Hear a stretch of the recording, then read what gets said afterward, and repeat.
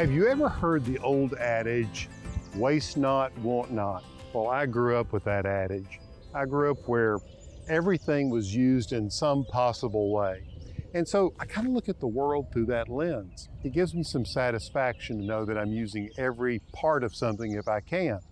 So in today's show, I thought we would take a look at ways in which we can be more sustainable by not wasting anything. And we've got some really creative ideas for you. In fact, we're going to start with one of our favorite and most beloved clumsy winter squash. So let's get started.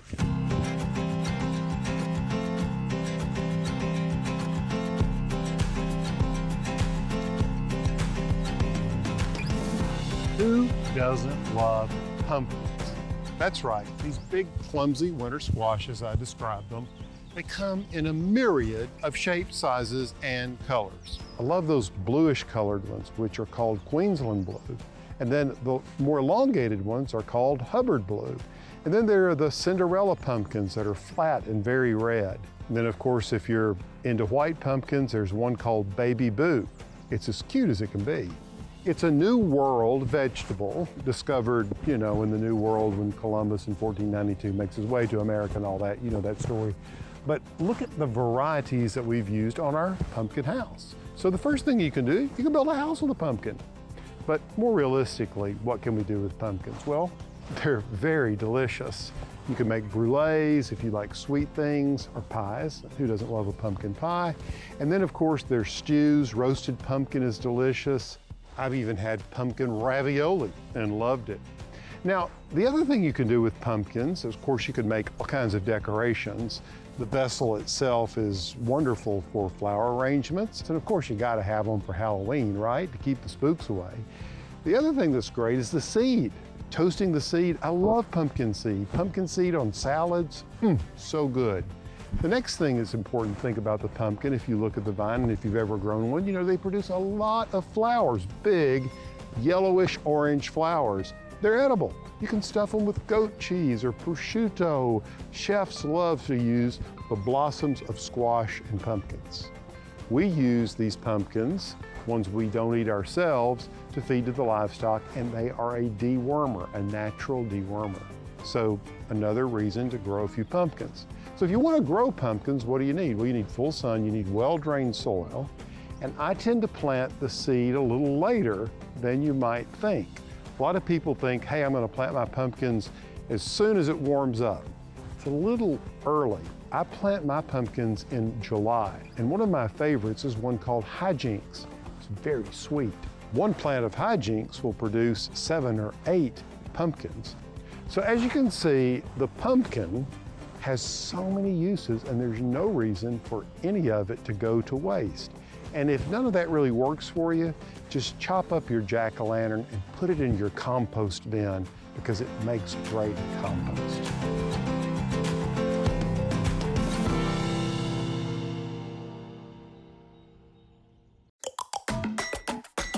Still to come on the show, let no petal go wasted. Stick around for our rose petal jam recipe. But after the break, I've got a tip on reusing creeping Jenny.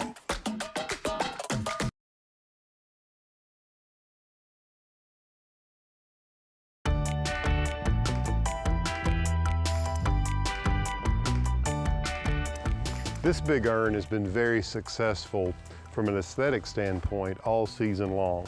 You've got this beautiful variegated agave in the center, and then cascading over the edge is the golden creeping Jenny, which I love both of these plants. Now, this plant was planted in the urn in a container because I lift these out and I put them in a cold frame of sorts over the winter because they're not winter hardy here. But our little friend, the creeping Jenny, hey, it's a great perennial ground cover.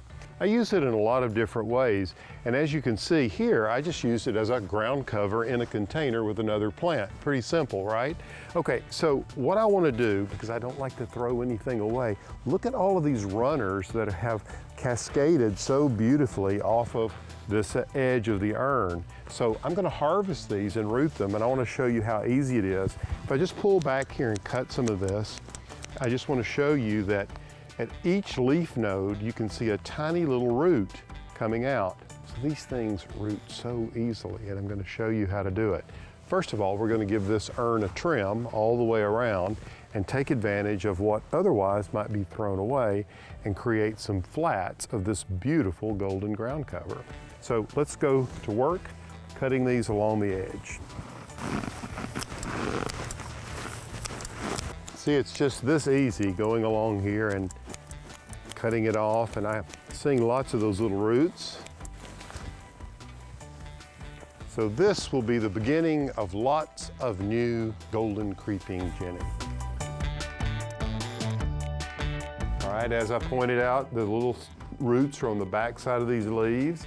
And what I've done is I've just taken a tray and I've put about 2 inches of a good potting soil in it, and I'm just taking these runners from the golden creeping jenny and I'm just laying them in there like that. And when the root or that root node touches this moist soil, the roots will begin to grow, and this will become a solid tray, a solid mat of creeping jenny. And this whole mat then can be planted as a ground cover, almost like the way turf comes in those square pieces that you lay out on your lawn. Well, you can do this with golden creeping jenny.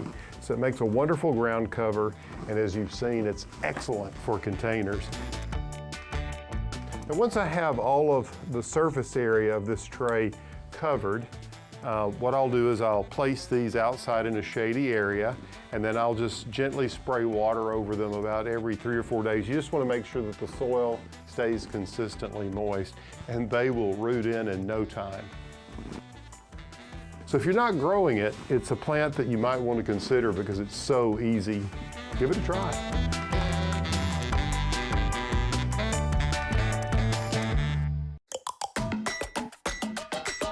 Up next, I'll share with you how to keep amaranth coming back every year in your garden.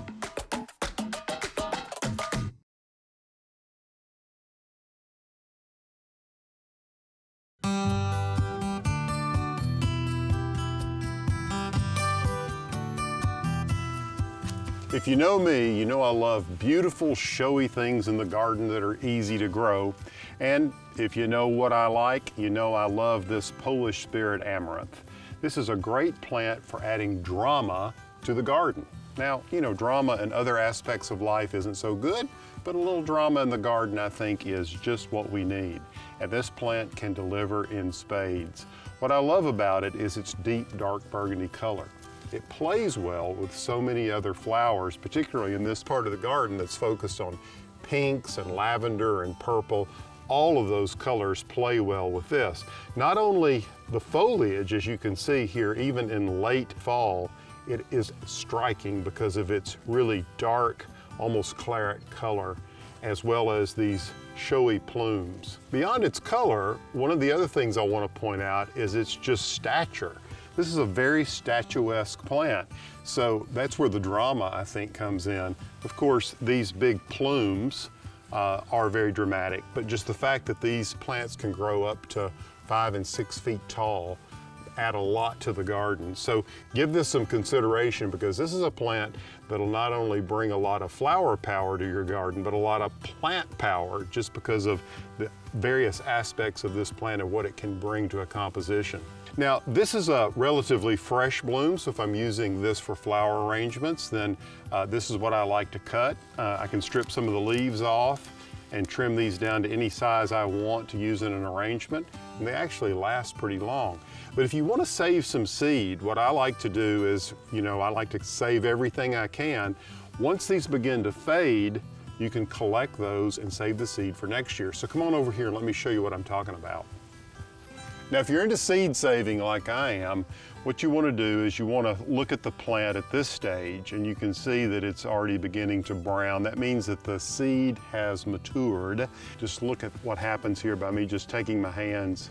Look at all of that seed that comes out. So what I do is I gently cut these dried heads off and lay them on newspaper. So save some for next year, and what we find is we get a lot of happy volunteers the next spring. So it's a great plant to add to your garden.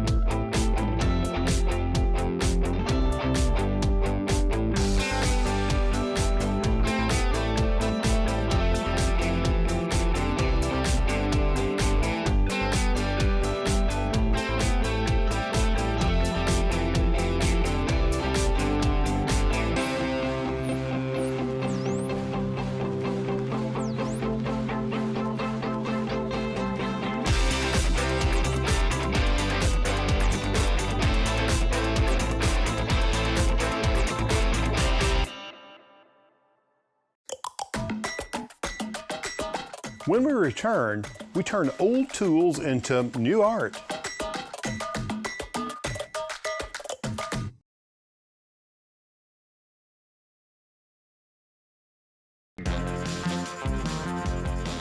You love fresh coconut? I do. But don't throw those shells away because you can use them for planters and they're really cool for succulents, one of my favorite plants. Just look at this, isn't that fun? You can hang them in your house or out on a porch or even outside. Let me show you how to make them.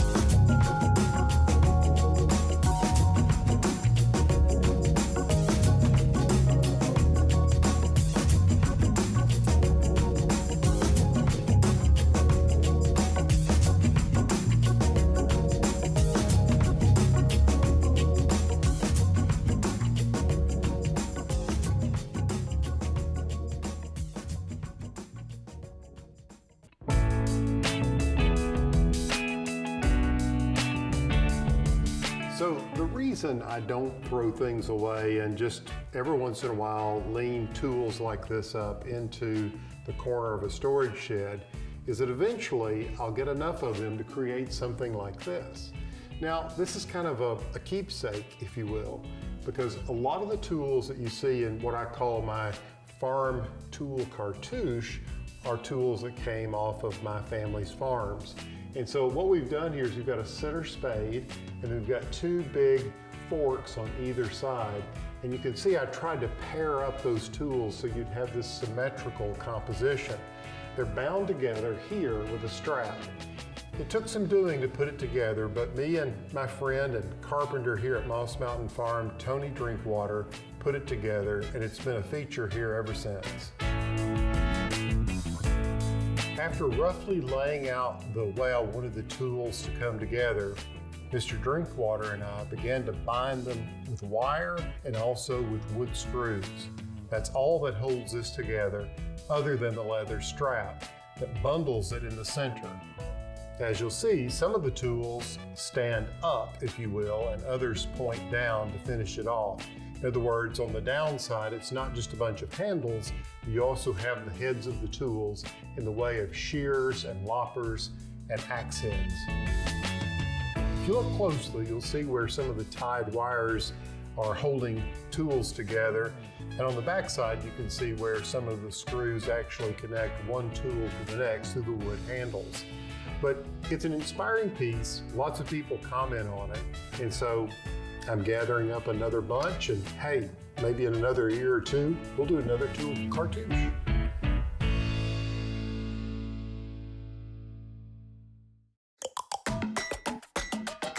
After the break, my go-to organic soil amendment.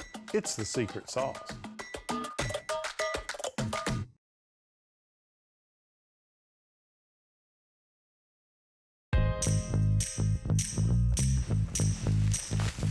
Ironically, one of the most important gardening activities for me goes on in the dead of winter, and that's applying barnyard manure to my vegetable garden. In particular, these asparagus beds. I've had this wonderful perennial vegetable, asparagus, in these rows for the past 10 years, and every winter I apply some of this good old barnyard mix. It's one of the great reasons to keep a few laying hens in your backyard.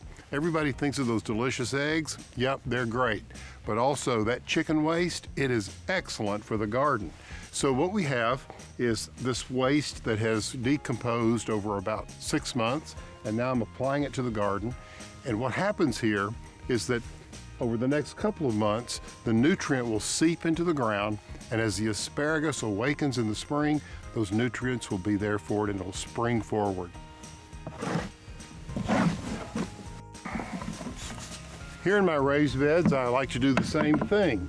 But in the raised beds, because I'm going to be planting small transplants or even direct sow with seed, I want to integrate the poultry manure by chopping it into the soil like this. Whereas with the asparagus, it was a topical application. Now what's wonderful about this is that we're fortifying the soil, and this will be perfect for young transplants or direct seeding these beds with all kinds of vegetables and flowers. It's a great thing to do this time of year, and it puts the garden in a great place to be exuberant in the season ahead. Want to learn more? Visit pallansmith.com for delicious recipes, garden tips, blog posts, and our online store.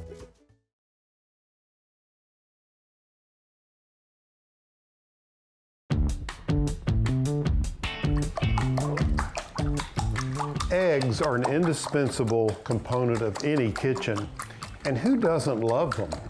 Even just scrambled eggs, they really make my mouth water, and that's what I'm creating here. You know, here at Moss Mountain Farm, we have 45 breeds of heritage chickens. The whole idea is to try to conserve the genetics of these great old breeds. And they lay a wide range of egg colors and egg sizes. What I like to do, so that we don't waste anything, is to take the eggshells and just throw them on to a pan, cookie sheet, with a little bit of aluminum foil on it, and just throw them in a warm oven and let the albumin, the white of the egg, let that completely dry. And then afterwards, I just crush the eggshells into tiny little pieces and then put this into the feed for the chickens or just throw it out for them to collect. This is a great source of calcium. The chickens don't know that they're eating their eggshells, but it bolsters the next round of eggs for them, and it's good for their bone structure. So this is just one way that we don't throw anything away and make sure that it's used.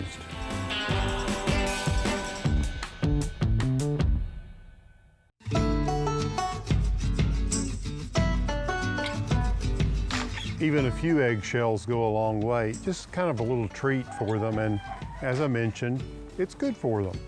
So in a world with limited resources, I think it's important for all of us to think about, well, not wasting anything, putting it back to work in some possible way. Until next time, I'm Alan Smith. Okay, come get it, girls.